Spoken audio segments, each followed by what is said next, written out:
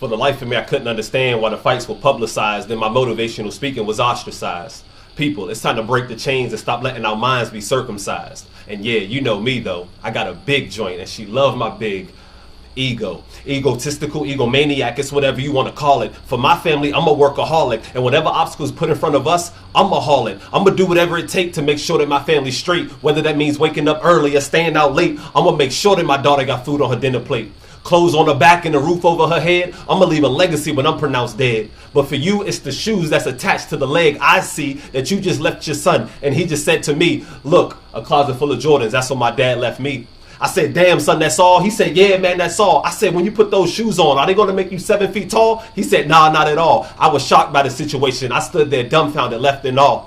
See, these are the things that we teach our kids that matter, and we wonder why our kids aren't climbing the academic ladder. Listen, I hear everybody out here saying that Black Lives Matter, but where was Black Lives Matter when he was out on the block? Did that Black Lives Matter before he got shot? Where was Black Lives Matter when he was out there selling and doing drugs? How does that Black Lives Matter when he gets his love from the thugs? Where was Black Lives Matter when she was out with old boy? Did that Black Lives Matter when she was getting tossed like a toy and you chose not to say nothing because you didn't want to be labeled a snitch because that's your boy, you didn't take up for old girl? Now who's really the... So if Black Lives Matter, make Black Lives Matter while we here, and don't just make Black Lives Matter when our bodies disappear.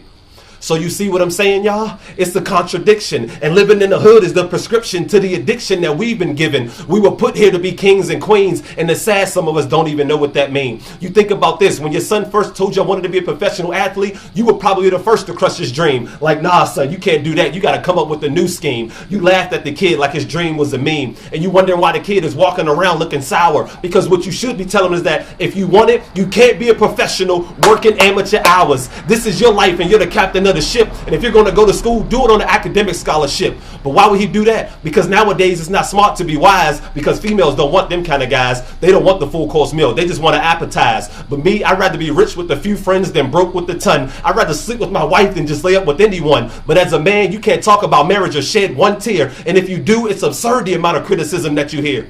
So I guess this is me though, just realizing that I'm the contradiction. But you know what? It's crazy to think that if you kill someone, you still expect a benediction. I got asked the question one time, if you die in your sin, will you still go to heaven? Like if you killed someone at 6:59, but you died at 7, you never got a chance to ask for forgiveness or repent for your sin. So when you get to the gates of heaven, will you be let in?